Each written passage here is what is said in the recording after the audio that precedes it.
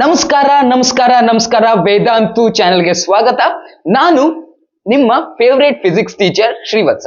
ಹೊಸಬ ಹೌದು, PU ನೋಡಿರ್ತಾರೆ, PU channel ನೋಡಿರ್ತಾರೆ. ನೀವು SSLC channel ನಲ್ಲಿ ನಾನು ಫಸ್ಟ್ ಟೈಮ್ ವಿಡಿಯೋಗೆ ಬರ್ತಾ ಇರೋದು. ಯಾಕೆ ಬಂದಿದ್ದೇನಪ್ಪ ಅಂತಂದ್ರೆ, ನಾಳೆ ನಿಮ್ದು ಕನ್ನಡ ಎಕ್ಸಾಮ್ ಇದೆ ಅಲ್ವಾ ಸರ್? ಭಯ ಸರ್, ಈ ಭಯ ಓಡಿಸೋದಕ್ಕೆ ನಾನು ಬಂದಿರೋದು. ಓಕೆನಾ? ನಾನು SSLCಲಿ 93 ತಗೊಂಡಿದ್ದೆ, 100ಗೆ 93 ತಗೊಂಡಿದ್ದೇನೆ ಕನ್ನಡ ಸಬ್ಜೆಕ್ಟ್ಗೆ. ನಂದಿಬ್ರು ತಂಗಿದಿರಿದ್ರು, ಅವರಲ್ಲಿ ಒಬ್ಳು ಕನ್ನಡಕ್ಕೆ ಔಟ್ ಆಫ್ ಔಟ್, ಇನ್ನೊಬ್ಳು 2 ಮಾರ್ಕೇನೋ ಹೋಗಿದೆ, 98 99 ಮಾಡಿದಾಳೆ. ನಂದು ಕಮ್ಮಿ ಆಗಿದೆ ಅವ್ರಿಗೆ ಕಂಪೇರ್ ಮಾಡಿದ್ರೆ. ನಂದು ಯಾಕೆ ಕಮ್ಮಿ ಅಂದ್ರೆ, ನಾನು SSLC ಇದ್ದಾಗ ಅಥವಾ 10th ಇದ್ದಾಗ, ಹೈಸ್ಕೂಲ್ ಇದ್ದಾಗ ಕಾಳಕ್ಷರ ಓದ್ದವನಲ್ಲ. ಶಾಲೆಗೆ ಹೋಗ್ತಿದ್ದೆ, ಶಾಲೆಯಲ್ಲಿ ಏನು ಪಾಠ ಮಾಡ್ತಾರೆ ಅದನ್ನ ಕೇಳಿ ಮನೆಗೆ ಬರ್ತಾ ಇದ್ದೆ. ಮನೆಗೆ ಬಂದ್ಮೇಲೆ ಮತ್ತೆ ಪುಸ್ತಕ ಓಪನ್ ಮಾಡಿದವನಲ್ಲ ನಾನು. ಸೊ ಹೀಗಾಗಿ 93, ಪುಸ್ತಕ ಓಪನ್ ಮಾಡದೇ ಇದ್ರೂ 93, ಬರೀ ಕ್ಲಾಸ್ ಕೇಳ್ಕೊಂಡು ಅಲ್ಲಿ ಅವ್ರು ಏನ್ ಹೇಳಿದಾರೆ ಅದನ್ನ ಕೇಳ್ಕೊಂಡು 93. ನಮ್ ತಂಗಿ ಇದಿರಿದ್ರಲ್ಲ, ಅವರು ಹುಡುಗಿರು. ಸೊ ಬಂದ್ಮೇಲೆ ಅವ್ರು ಸ್ವಲ್ಪ ಓದೋದು ಬರೆಯೋದು ಕೆಲಸ ಇರತ್ತೆ ಅವ್ರದ್ದು. ಸೊ ಅವ್ರು ಸ್ವಲ್ಪ ಓದಿದ್ರು, ಅವರು 98 99 100 ಮಾಡಿದ್ದಾರೆ. ಓಕೆನಾ? ಹೆಂಗ್ ಇವೆಲ್ಲ ಸಾಧ್ಯ ಆಯ್ತು? ನಾನು ಓದದೇ ಇದ್ರು ಹೆಂಗ್ 98 ಆಯ್ತು? ಅವ್ರು ಅಂಥದ್ದು ಏನ್ ಓದ್ಕೊಂಡು ಅವರು 100 ಮಾಡಿದ್ರು? ಒಂದ್ ಸಿಂಪಲ್ ಸ್ಟ್ರಾಟಜಿ ಫಾಲೋ ಮಾಡಿದೀವಿ ನಾವು, ಒಂದ್ ಸಿಂಪಲ್ ಮೈಂಡ್ ಸೆಟ್ ಇಟ್ಕೊಂಡಿದ್ವಿ. ಓಕೆನಾ? ಅದರಿಂದ ಇವೆಲ್ಲ ಸಾಧ್ಯ ಆಯ್ತು. ಏನದು? ಮೊದಲನೇದು ಏನಪ್ಪಾ ಅಂತಂದ್ರೆ, ನಮಗ್ ಭಯ ಇರ್ಲಿಲ್ಲ. ಕನ್ನಡ ತಾನೆ, ಮನೇಲಿ ಮಾತಾಡೋ ಸಬ್ಜೆಕ್ಟ್ ತಾನೆ, ಇದಕ್ಕೆಲ್ಲ ಯಾಕೆ ಭಯ ಪಡೋದು? ಭಯ ಇರ್ಲಿಲ್ಲ. ಸೊ ನಾವು ಚಿಲ್ಲಾಗಿದ್ವಿ. ಚಿಲ್ಲಾಗಿದ್ದಾಗ ಏನಾಗತ್ತೆ, ಅಲ್ಲಿ ಎಕ್ಸಾಮ್ಗೆ ಹೋದಾಗ ಕ್ವಶನ್ ಸರಿಯಾಗಿ ಓದಕ್ಕಾಗತ್ತೆ, ಒಂದು ಪೀಸ್ ಇರುತ್ತೆ ತಲೆಯಲ್ಲಿ, ಶಾಂತಿ ಇರುತ್ತೆ. ಸೊ ಸರಿಯಾಗಿ ಕ್ವಶನ್ ಓದ್ಕೊಂಡು ಕೂಲ್ ಆಗಿ ಆನ್ಸರ್ ಬರ್ಕೊ ಬರೋದಕ್ಕಾಗತ್ತೆ. ಸರಿನಾ? ಎರಡನೇದೇನಪ್ಪಾ ಅಂದ್ರೆ, ನಮಗ್ ಸ್ಟೋರಿ ಗೊತ್ತಿತ್ತು, ಶಾಲೆಗೆ ಹೋಗಿದ್ವಿ. ಇದು ಎಲ್ರಿಗೂ ಗೊತ್ತಿರುತ್ತೆ. ಸ್ಟೋರಿ ಯಾರಿಗೂ ಗೊತ್ತಿರಲ್ಲ ಕನ್ನಡದಲ್ಲಿ? ಶಾಲೆಗೆ ಹೋಗಿರ್ತೀರ, ಅವ್ರು ಪಾಠ ಮಾಡಿರ್ತಾರೆ, ಪಾಠ ಕೇಳಿರ್ತೀರ, ಸಾಕಾಗತ್ತೆ.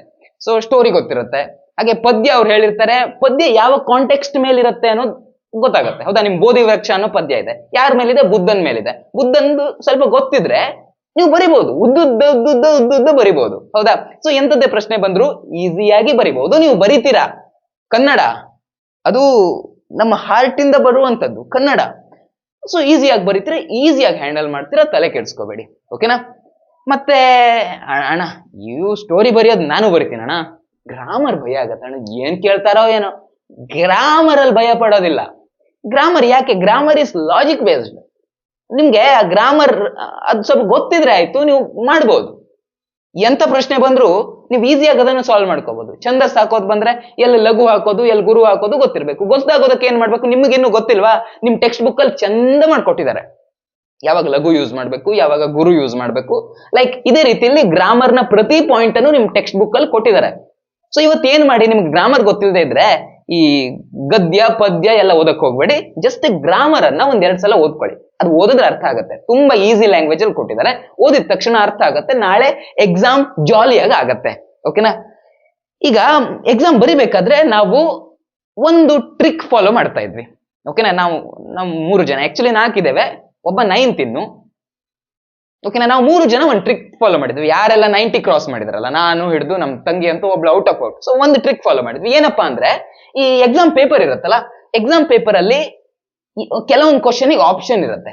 ಒಂದೇ ಇದನ್ನ ಬರಿಬೇಕು ಆರ್ ಇದನ್ನೇ ಅಟೆಂಪ್ಟ್ ಮಾಡಬೇಕು ಅಂತ ಇರುತ್ತೆ. ಸೊ ಅಂತ ಟೈಮಲ್ಲಿ ನಮ್ಗೆ ಸ್ಟೋರಿ ಗೊತ್ತಿರ್ತಿತ್ತು, 2ಕ್ಕೂ ಏನೇನ್ ಬರಿಬೇಕು ಅನ್ನುವುದು ನಮ್ ತಲೆಯಲ್ಲಿ ಇರ್ತಾ ಇತ್ತು.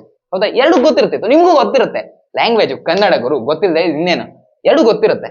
ಬಟ್ 2ರಲ್ಲಿ ಯಾವುದಕ್ಕೆ ನಾವು ಕಮ್ಮಿ ಟೈಮಲ್ಲಿ ಮುಗಿಸ್ಬಹುದು ಅನ್ನೋದನ್ನ ಚೂಸ್ ಮಾಡಿ ಬರಿತಾ ಇದ್ವಿ. ಸರಿನಾ? ಈಗ ಫಾರ್ ಎಕ್ಸಾಂಪಲ್, ನಿಮ್ಗೆ ವ್ಯವಹಾರಿಕ ಪತ್ರ ಮತ್ತೆ ಖಾಸಗಿ ಪತ್ರ 2 ಕೇಳಿದ್ದಾರೆ. 2 ಆಪ್ಷನ್ ಇದೆ. ನಿಮ್ಗೆ ವ್ಯವಹಾರಿಕ ಪತ್ರ ಬರಿಬೇಕು ಆರ್ ಖಾಸಗಿ ಪತ್ರ, 2ರಲ್ಲಿ ಯಾವ್ದಾದ್ರು ಒಂದು ಬರಿಬೇಕು ಅನ್ನೋದು ಆಪ್ಷನ್ ಇದೆ ಅಂತ ಇಟ್ಕೊಳ್ಳಿ. ಅವಾಗ ನೀವು ಯಾವ್ದನ್ನು ಬರಿಬೇಕು? ಖಾಸಗಿ ಪತ್ರ ಬರಿತೀರಾ? ಅಯ್ಯೋ ಅಯ್ಯೋ ಅಯ್ಯೋ, ಆವಾಗ ಖಾಸಗಿ ಪತ್ರ ಬರೆದ್ರೆ, ಖಾಸಗಿ ಪತ್ರದಲ್ಲಿ ಏನಿರುತ್ತೆ? ಸ್ಟಾರ್ಟಿಂಗ್ ಒಂದ್ ಸ್ವಲ್ಪ ಬರ್ದು, ತಂದೆಯವರಿಗೆ ಪ್ರಣಾಮಗಳು, ಕ್ಷೇಮವಾಗಿದ್ದೇನೆ, ಅವೆಲ್ಲ ಬರ್ದು ಸುಮಾರು ದೊಡ್ಡ ಕತೆ ಬರಿಬೇಕು. ಸಿಕ್ಕಾಪಟ್ಟೆ ಟೈಮ್ ವೇಸ್ಟ್ ಆಗತ್ತೆ. ಅದ್ರ ಪಾಲು ವ್ಯವಹಾರಿಕ ಪತ್ರ ಬರೀರಿ.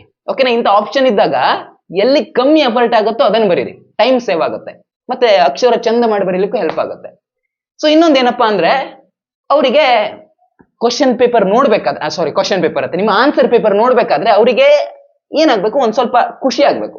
ಟೆನ್ಷನ್ ಅಲ್ಲಿ ಇರ್ತಾರೆ, ಸರಿನಾ? ಅಲ್ಲಿ ಬಂದ ತಲೆ ಬಿಸಿಲಿರ್ತಾರೆ, ಇವತ್ತು ಇಷ್ಟೆಲ್ಲ ಮುಗಿಸ್ಬೇಕು, ಇವತ್ತು ಇಷ್ಟು ರಾಶಿ ಪೇಪರ್ನ ಚೆಕ್ ಮಾಡಿ ಆಗ್ಬೇಕು, ಕರೆಕ್ಷನ್ ಆಗ್ಬೇಕು, ಅವ್ರು ಆ ಟೆನ್ಷನ್ ಅಲ್ಲಿ ಇರ್ತಾರೆ. ನೀವು ಕೊಳಕ್ ಅಕ್ಷರದಲ್ಲಿ ಎಲ್ಲ ಪಾಯಿಂಟ್ ಬರೆದು ಕೊಳಕ್ ಅಕ್ಷರದಲ್ಲಿ ಬರೆದ್ರೆ ಏನ್ ಬರ್ದಿದ್ದಾನೆ ಗುರು ಇವನು, ಕಾಟ್ ಹಾಕ್ಬಿಡ್ತಾರೆ. ಬಟ್ ನೀವು ಬರೆಯೋದನ್ನ ನೀಟಾಗಿ ಬರೀರಿ. ಕೆಲವ್ರ ಅಕ್ಷರ ಚೆನ್ನಾಗಿರಲ್ಲ, ರೌಂಡ್ ಬರಲ್ಲ ಕೆಲವರದು, ಬಟ್ ನೀಟಾಗಿ ಬರೀರಿ. ಬರ್ದಿರೋದನ್ನ ಇಲ್ಲೊಂದ್ ಅಕ್ಷರ ಮಾಡಿ ಇಲ್ಲಿ ಚಿತ್ಕಾಟ್ ಹಾಕಿ ಗಲೀಜು ಮಾಡಿರ್ತಾರಲ್ಲ, ಆ ರೀತಿ ಮಾಡಿದ್ರೆ ಹೋಗುತ್ತೆ ಮಾರ್ಕ್ಸ್. ನಿಮಗೆ ಬಂದ್ರೂ ಮಾರ್ಕ್ಸ್ ಹೋಗುತ್ತೆ. ಸೊ ನೀಟಾಗಿ ಬರೀರಿ. ಆನ್ಸರ್ ಆದ್ಮೇಲೆ ಲಾಸ್ಟ್ ಎಲ್ಲ ಮುಗ್ದದ, ಎಲ್ಲ ನಿಮ್ದು ಎಲ್ಲ ಆನ್ಸರ್ ಮಾಡಿ ಆಯ್ತಪ್ಪ, ಎಲ್ಲ ಮುಗ್ದು ಟೈಮ್ ಇದೆ ಇನ್ನು, ಆವಾಗ ಈ ಆನ್ಸರ್ ಆದ್ಮೇಲೆ ಚೆನ್ನಾಗಿ ಲೈನ್ ಹೊಡಿರಿ, ಸ್ವಲ್ಪ ನೀಟ್ ಕಾಣೋ ರೀತಿಯಲ್ಲಿ ಮಾಡಿ. ಓಕೆನಾ? ಇದೇ ಟಿಪ್ಸು. ಮತ್ತೆ ನಿಮ್ಗೆ ನಾಳೆಗಿರೋದೇನು ಫೈನಲ್ ಎಕ್ಸಾಮ್ ಅಲ್ಲ, ಪ್ರಿಪರೇಟರಿ ಎಕ್ಸಾಮು. ಜಸ್ಟ್ ನಿಮ್ ಫೈನಲ್ ಎಕ್ಸಾಮ್ಗೆ ನೀವು ಪ್ರಿಪೇರ್ ಆಗ್ಲಿ ಅಂತ ಮಾಡ್ತಾ ಇರೋ ಪ್ರಿಪರೇಟರಿ ಎಕ್ಸಾಮು. ಸೊ ಇದಕ್ಕೆ ಭಯ ಪಡೋ ಅಗತ್ಯನೇ ಇಲ್ಲ. ಇಲ್ಲಿ ಏನ್ ಮಾರ್ಕ್ಸ್ ಬೀಳುತ್ತಲ್ವಾ, ಇದು ಎಲ್ಲೂ ಕೌಂಟ್ ಆಗಲ್ಲ, ಯಾಕಂದ್ರೆ ಎಲ್ಲೆಲ್ಲೂ ಕೌಂಟ್ ಆಗಲ್ಲ. ಸೊ ಮೇನ್ ಎಕ್ಸಾಮ್ ನಿಮ್ಗೆ ಬಹಳ ಲೇಟ್ ಇದೆ. ಸೊ ಇದು ಜಸ್ಟ್ ಪ್ರಿಪರೇಟರಿ ಎಕ್ಸಾಮು. ಚಿಲ್ಲಾಗಿ ಹೋಗ್ರಿ, ಚಿಲ್ಲಾಗಿ ಎಕ್ಸಾಮ್ ಬರ್ಕೊಂಡು ಬರ್ರಿ, ಸರಿನಾ?